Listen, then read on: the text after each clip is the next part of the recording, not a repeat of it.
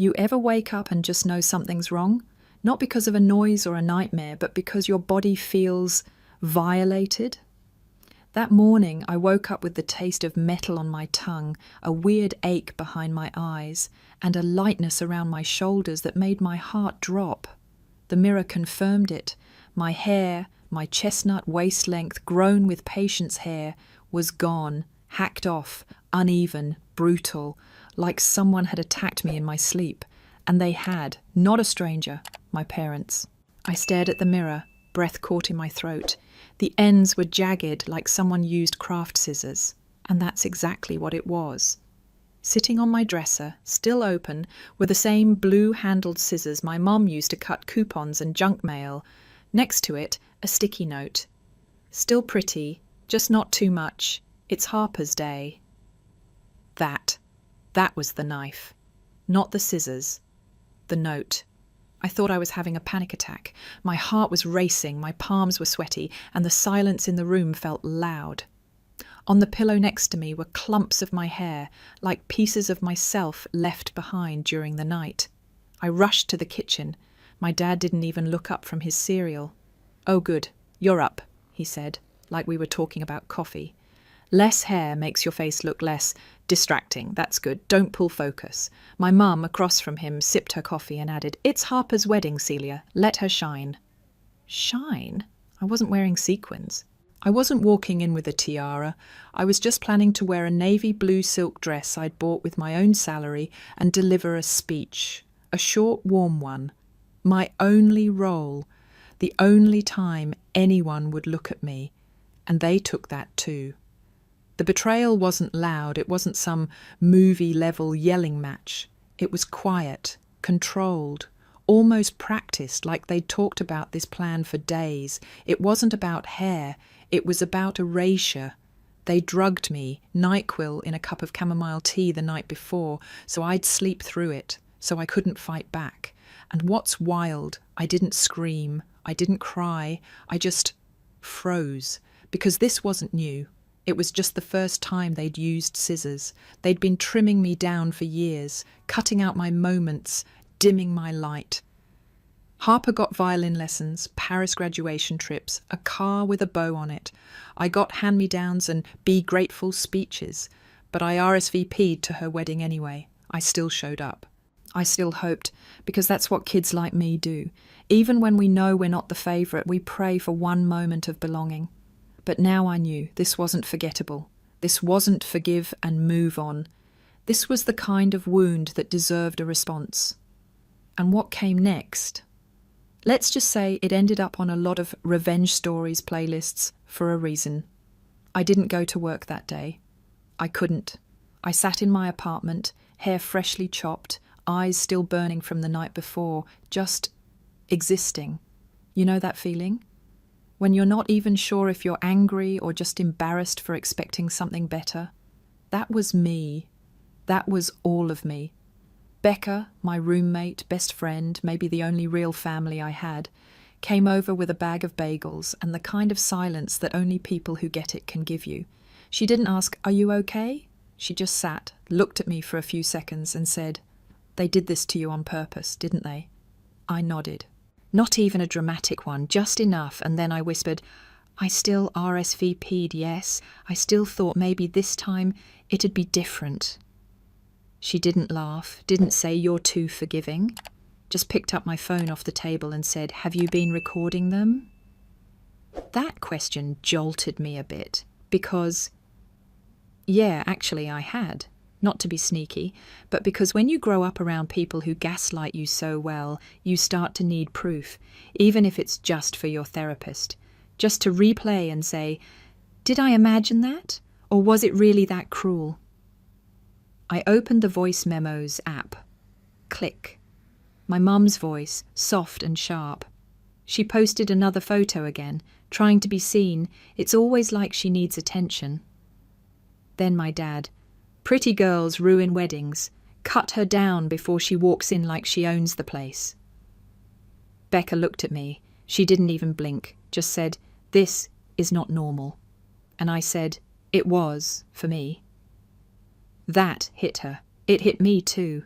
Because when your normal is being dismissed, mocked, or treated like an inconvenience, you don't notice the pain anymore. You only notice the silence when it's finally not there. I think some of you might know what I mean. Like, if you've ever had to rehearse how to ask your parents something because you knew they'd say no, or worse, make you feel stupid for even asking, you're already halfway into this story with me. I wasn't crazy. I wasn't dramatic. I was conditioned. That day, I didn't just remember the scissors or the note or the mirror. I remembered the little things. The violin Harper never touched after age 12. But I wasn't allowed lessons because they're expensive. The Paris trip for her graduation, while I was working weekends at the bookstore saving up for community college. The time Mum told me not to smile too much in group photos. You draw attention. They didn't just cut my hair. They'd been trimming me out of the picture since I could walk. And you know what? I let them. But that stops now. The thing about silence is, it's not always peaceful. Sometimes it roars, loud, echoey. Especially when you're sitting there realizing just how long you've been lied to. After that morning with Becca, we started digging. Not for revenge, but for clarity. That voice memo had opened a door I hadn't dared to look behind. What else had I accepted as normal that was really calculated? I remembered something. When I was 16, my grandma, my dad's mum, took me aside and said, "I set up a little fund for you, nothing crazy, but it's yours when you need it." It was the first time someone made me feel like I mattered outside of being useful. But when she passed away 2 years later and I asked about the fund, my mum told me coldly, "She must have changed her mind. There's nothing left. Let it go." And I did. Because that's what I was taught to do. But now, Becca looked me dead in the eye and said, "You need to check. Seriously." We contacted a lawyer Becca knew through work, someone who specialized in financial probate. It took 3 days, 3 long, nerve-wracking days. And then I got the call. The fund hadn't disappeared. It had been transferred. Every cent of it, $24,800, moved to a joint account in my parents' name. The date of the transfer? 6 months before Harper's wedding deposit, yeah. That wedding wasn't just built on fake smiles and Pinterest boards, it was built with my money. My grandmother's final gift, taken, signed over, and spent without my knowledge. When the lawyer asked if I wanted to pursue legal action, I didn't even hesitate. But deeper than the anger, deeper than the violation, was something colder. They never saw me as their daughter. They saw me as collateral. Becca sat across from me that night while I held the documents in shaking hands. She said, "You always wanted to believe it was favoritism, but this is theft."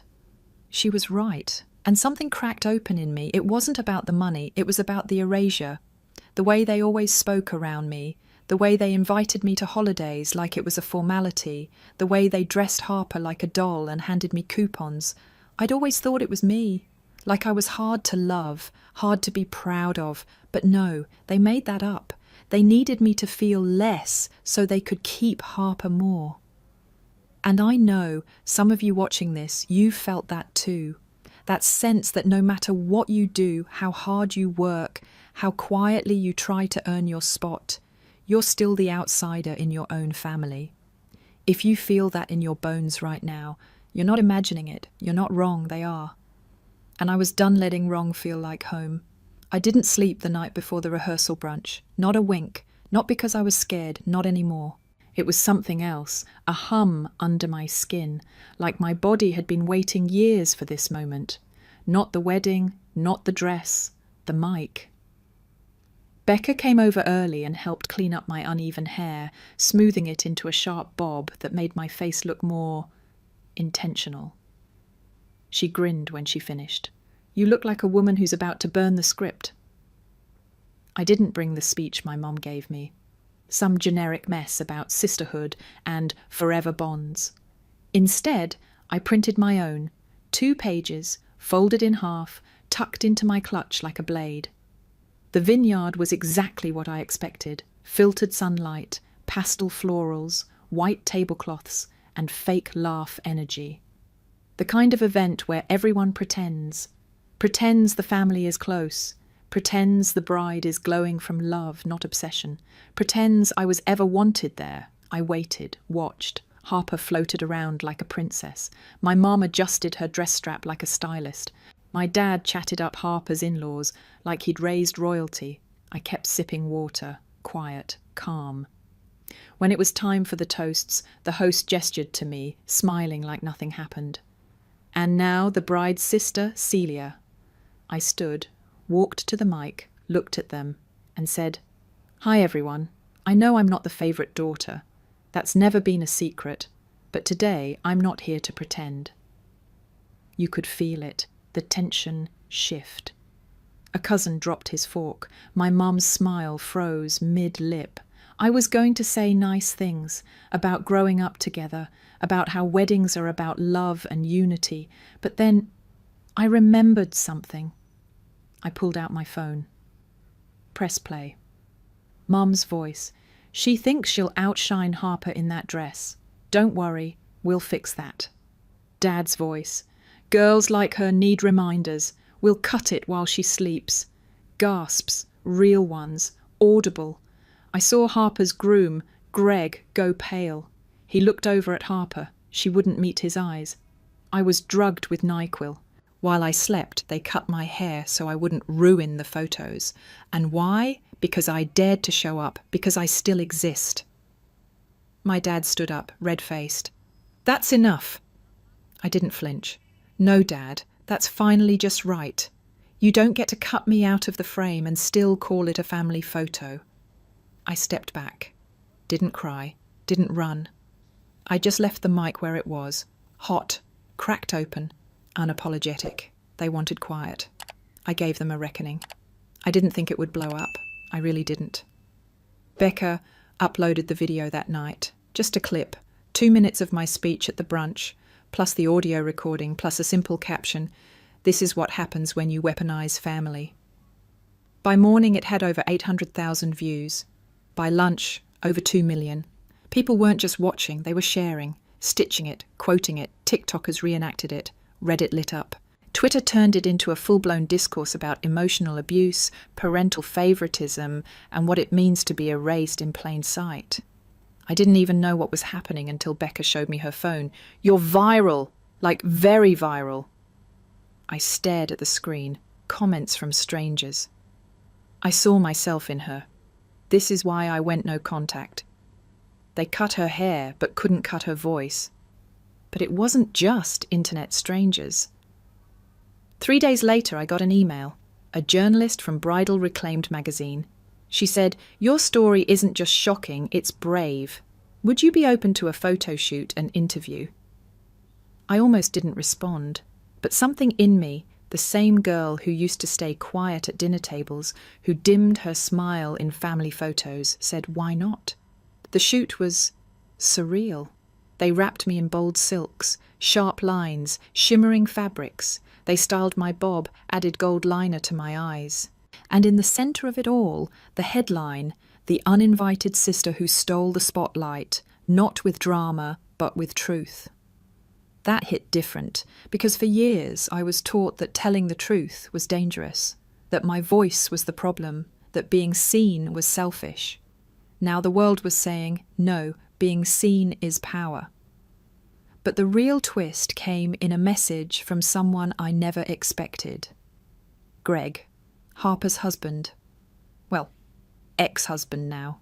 He messaged, "I left. She wasn't who I thought. I found an entire folder of burner Instagram accounts. She'd been posting hate about you online for years, and your parents knew." He attached screenshots, comments Harper made under fake names.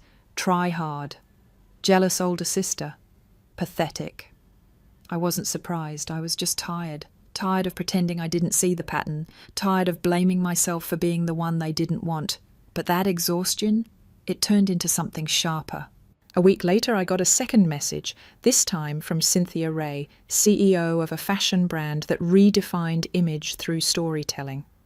Her daughter had gone through something similar. She saw the video, she wanted to meet. 2 coffees later, she offered me a job, creative director for a new campaign called You Can't Cut Power. Photo shoots, interviews, press tours, TEDx invitations. I wasn't chasing attention. I was chasing freedom.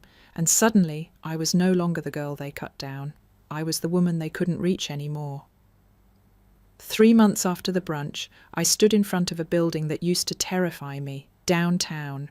Same street my parents used to walk me past on the way to Harper's piano recitals, always rushing, never looking at me long enough to notice I existed.